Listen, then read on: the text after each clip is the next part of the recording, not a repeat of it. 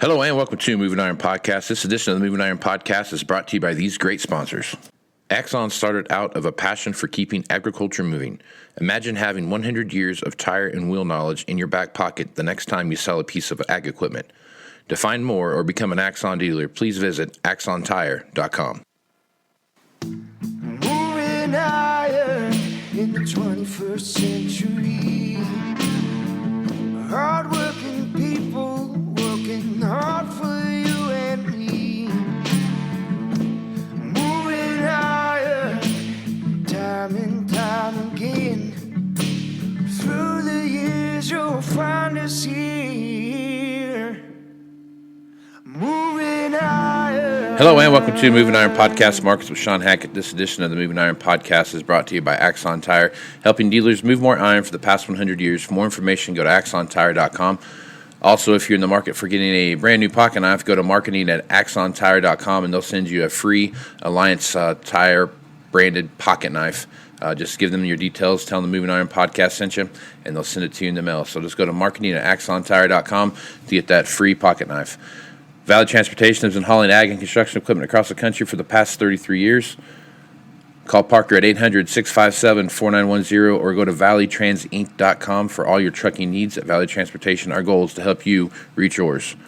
And no matter how you buy ag equipment from a construction dealer, not from a construction dealer, just a dealer in general, an auction or a private party, AgDirect can help you finance it. You can even apply online at agdirect.com. Learn more about your financing options at agdirect.com. Shawn Hackett is with Hackett Financial of Boca Raton, Florida, and Shawn's nice enough to come on a couple times a week to talk about what's going on in the marketplace. So, Shawn, how you doing, bud? I'm doing good. Always glad to talk agriculture and weather, my two favorite topics. You can't beat it with a stick, right? I love that saying. It makes no sense, but I love it. All right. Wait, what you said. What you said, yes. Right on.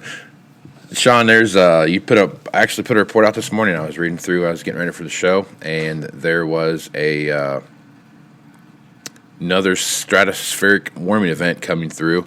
And typical nature out here in the Panhandle, typically late February, all of March, and about half of April, we get a significant dose of winter, and it looks like we're going to get that. You are. We've been dealing with a stretch polar vortex for all of January and most of February here. We've been having these stabilizing polar vortex, but we haven't had an actual polar vortex event like last February where the stratosphere warms and it displaces the cold air and a piece of the vortex breaks off and heads to the Panhandle of Nebraska. So we think that we are setting up for one of those to potentially develop. We are clearly going to get a big warming event in the stratosphere at the end of the month.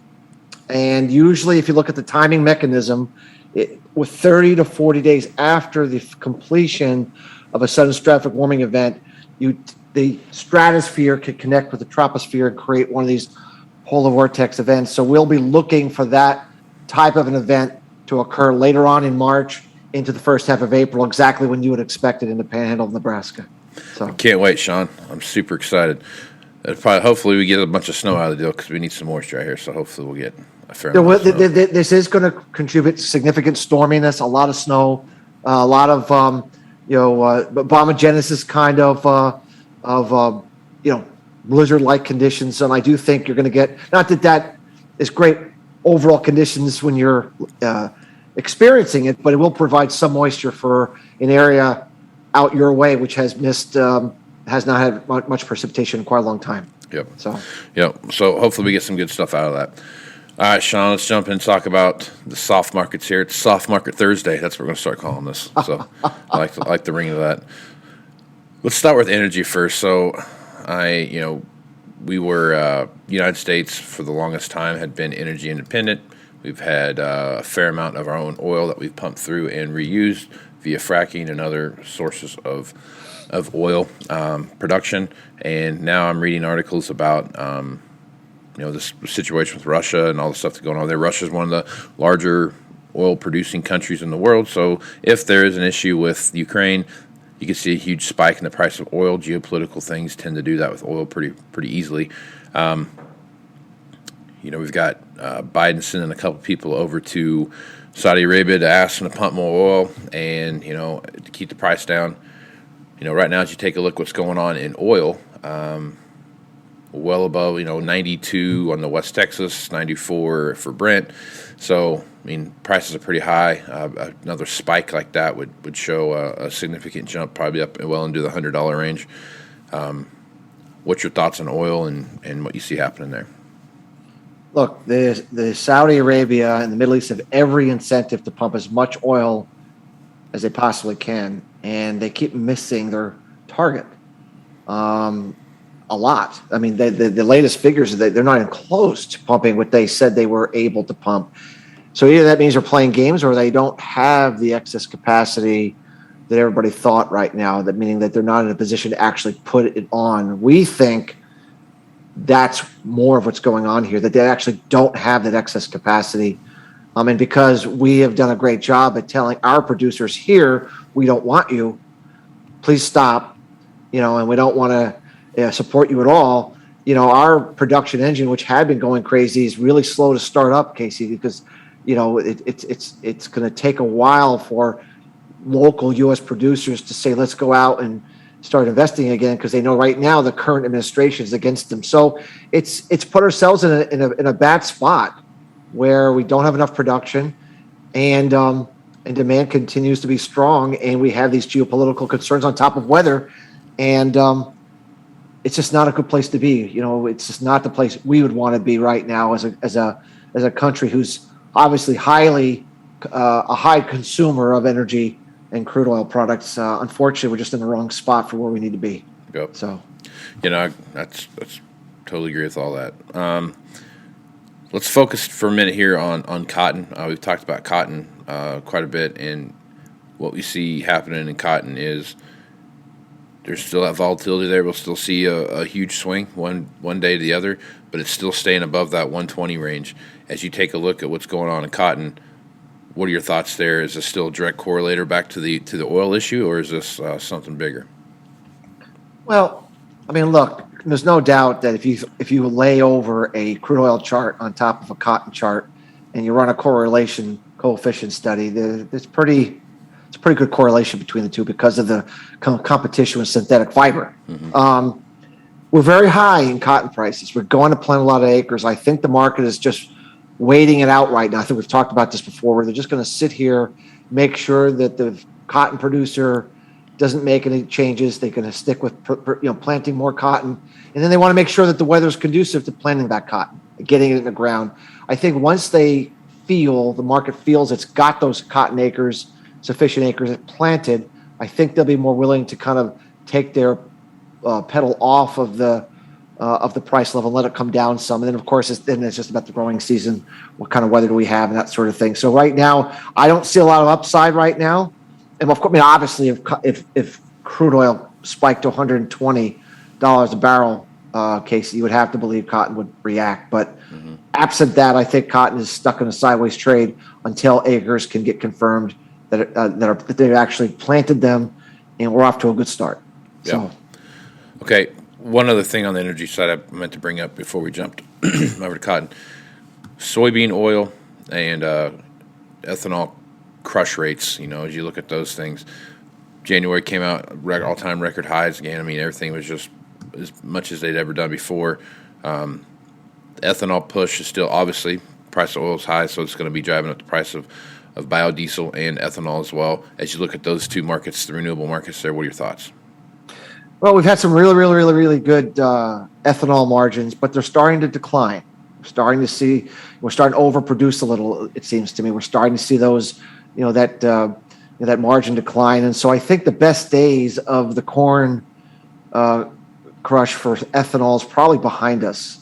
For the biodiesel, a renewable diesel thing, we're still running straight, fast ahead.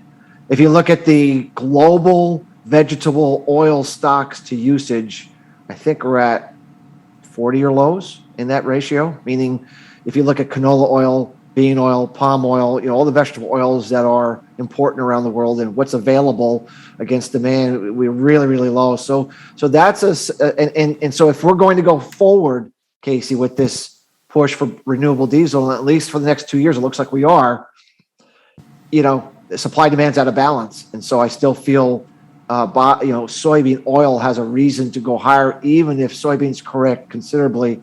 As we move into the spring and summer, if the weather starts to turn a little better for it, we still think that market has a demand-driven story that's sort of independent of what soybean prices themselves do. So, all right. A week or two ago, we had a conversation about rice and wheat and the correlation between the two, and you were talking about a 2 times and 3 times correlation to the price of wheat versus the price of rice. Right now, the price of wheat is trading, if I can find it here. Wheat is, I think last time I checked, right around 7.5. Does that sound right? Kansas City wheat around $8, I think. All right, so $8. So now you've got rice trading at like $14.88, almost 15. Yeah, let's say around $15. So we're under 2 to 1, okay, which means rice is historically way too cheap. Okay. Way too cheap. I mean, it 3 to 1 is when rice starts to get expensive. So, assuming a flat Kansas City wheat price, $24 rice would be expensive relative to the price of Kansas City wheat. So there's a considerable upside in this relationship should the market start to get worried over rice production or start to see significant shifts in demand, which is what you typically see, by the way. Remember, we're moving towards El Nino and away from La Nina as we get into the summer and the fall into 23. That means drought risks grow in India, in Asia, where they grow a lot of rice. And typically rice catches a bid during El Nino developing periods of time. And so I would think, given how cheap rice is relative to wheat, and given that a more caustic pattern of weather is coming for Asia, I think that relationship is going to narrow. I mean, I think rice is going to gain on Kansas City wheat over time to get that relationship. It doesn't have to go to 3 to 1, by the way, but at least get it to somewhere in more in a normal range, 2.5 times, something like that. So, gotcha. Okay. All right. Lastly, let's talk about milk for just a second. Milk has done really well. I mean, it's been staying above 20 for the past about month and a half, and it's really been staying there.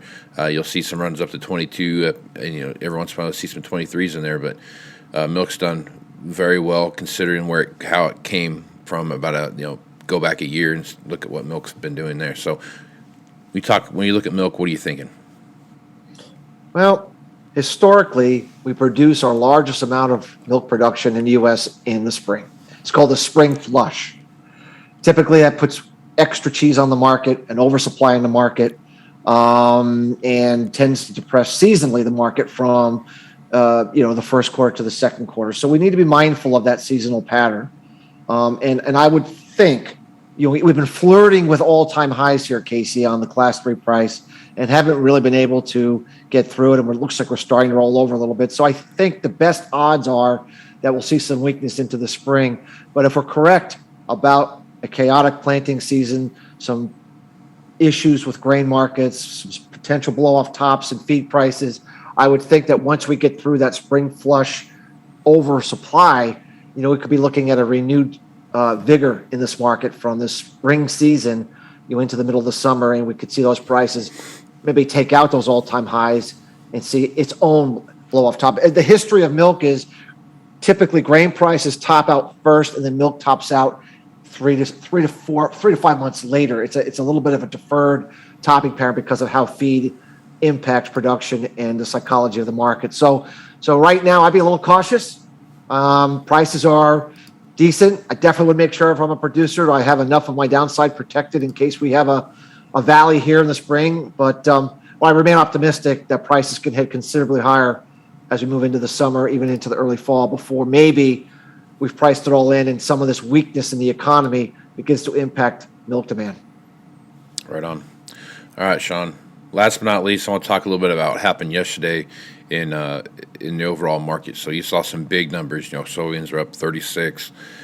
Corn was up big. Wheat was up a little bit. But I guess as you take a look at what was going on there, what was the driving factor yesterday in the market to drive? Because the day before, we'd had a drop-off. And the day before that, we had a big climb up.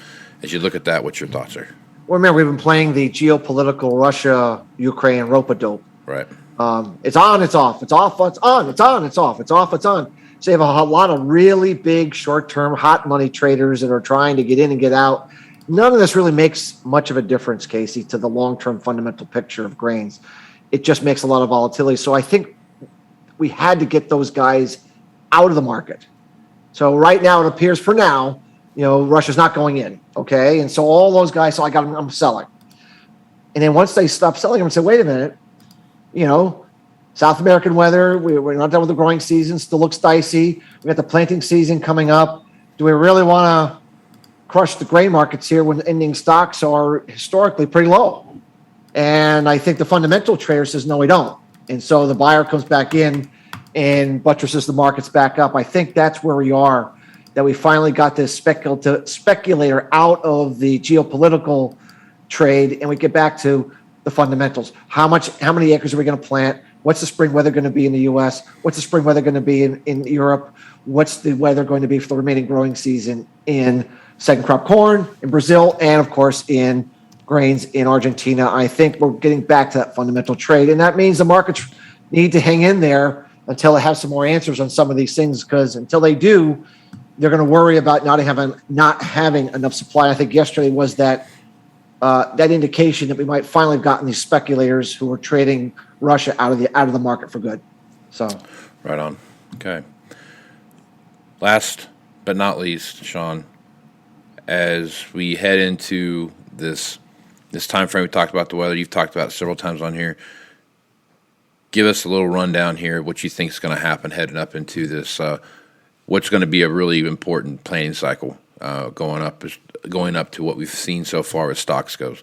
Give a little background what you see happening there and your thoughts with the weather associated with that.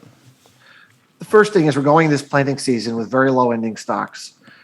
Everyone hoped Brazil would save the day and have a record soybean crop. We know that's now not happened.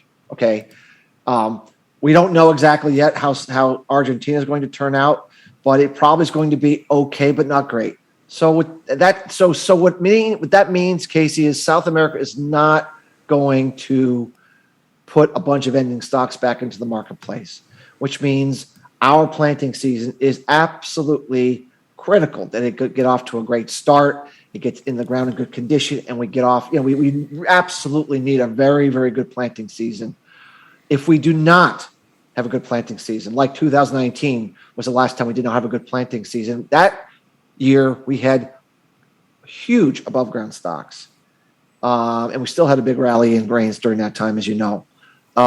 If we have a poor planting season again, which is our forecast, then we could see some real panic in the grain markets over the springtime on worrying over not enough acres and not enough yield at a time when we don't have a lot of ending stocks. We already are seeing that China started to pick up their buying of soybeans, for example, recently, with the idea that South America is going to have less to sell. Our overall forecast, Casey, is this: because of this sudden stratospheric warming event that is going to take place here at the end of the month, if we are able to develop a polar vortex event in late March into that middle part of April, we could be looking at some historic record cold temperatures, winter-like temperatures, January, February-like temperatures in April with a lot of snow, and that is going to be that's going to be what I always tell my customers. The market anticipates we could have winter in January. They anticipate we can have winter in February. They know March can have winter. They're not anticipating winter in April. It's a game changer if we get this event, and it really could put these grain markets into I'm calling it a chaotic period, where the fear and the panic that would go into worrying that we're not going to be able to deliver enough production at a time of low ending stocks could really set off what we've been saying for a long time, Casey, is what we call these exhaustion tops, these potential blow off tops that might price it all in, and then we're over. So we think now that we're going to have this sudden stratospheric warming event, there's a pretty good chance we're going to get this late ending winter we've been talking about and set off what could be one of the most significant weather anomaly events in the U.S. in a very, very long time. And so we would just be mindful of that. If you're in the livestock business and you're in the business of buying feed, if you're in the ethanol business, buying corn, if you're in the renewable diesel business, I just think you need to be understanding what potential risks you have, if I'm correct about this, what's going to happen here this spring. And if we have these kind of blow off tops and we have these crazy prices for a little while, that you're not eating into it, or you're not buying into these prices that won't work for you economically. I think if there was ever a time to make sure you're protected to the upside during this potential chaotic planting season, I really would encourage those that are in that position to make sure they got themselves covered. I don't think you want to go into that kind of scenario if we get this and be totally open to the upside. I think you'll be wishing you had done something. Right on. Well, good stuff as usual, Shawn. Folks want to reach out to you and get more information about what you're doing over there at Hackett Financial. What's the best way to do that? Our website is Hackett, Hackett, advisors.com. Podcast, white papers, sample reports, all kinds of things to tell your listeners more about what we do to see if we could be of some value. Right on. Check that out, folks. Shawn's got a ton of information on his website that you can go just take a look at. So definitely go do that over there at his website. So I'm Casey Seymour with Moving Iron Podcast. Make sure you check me out on Facebook, Twitter, and Instagram. That's where you find the latest edition of the Moving Iron Podcast. Also go to MovingIronLLC.com for all the latest editions of the Moving Iron Podcast, blogs, as well as information for the Moving Iron Summit coming up here in Nashville, Tennessee. That is September 6th, 7th, and 8th at the Hilton downtown. So check that out. Shawn will be there, and he'll give his speech about what he sees happening there, and it'll be a lot of good information. Looking forward to seeing that happen. And kind of like last year, Shawn, it'll be kind of right on the cusp of the switch between El Nino and La Nina all taking place at the same time. Yeah, I was thinking suspicion when I arrive, I might be telling everyone we just entered El Nino, and it could be a really interesting time to be talking about how impactful that changes our weather patterns and to shift gears to what we've been talking about now for the last couple of years. Right. So very good timing. I commend you on the timing of your summit. That's what I do, man. I look at the weather and different weather patterns, and it's a good time to have a summit right here. I think I like that, how that works together. So, Shawn, appreciate you being on the podcast, man. Thanks, Casey. See you next week. Right on, man. I'm Casey Seymour with Shawn Hackett. Let's go move some iron, folks. Out. Axon Tire is going to have more tips, tricks, and client advice throughout the year and in September at the Moving Iron Summit in Nashville. If you're looking to sign up for the event, please head over to MovingIronLLC.com. We hope to see you there. Valley Transportation has been hauling ag and construction equipment across the country for the past 33 years. Call Parker at 800-657-4910 or go to valleytransitinc.com for all of your trucking needs. At Valley Transportation, our goal is to help you reach yours. And no matter how you buy ag equipment from a dealer, auction, or a private party, AgDirect can help you finance it. You can even apply online at agdirect.com. Learn more about your financing options at agdirect.com. Moving iron in the 21st century. Hard-working people working hard for you and me. Moving iron, time and time again. Through the years you'll find us here.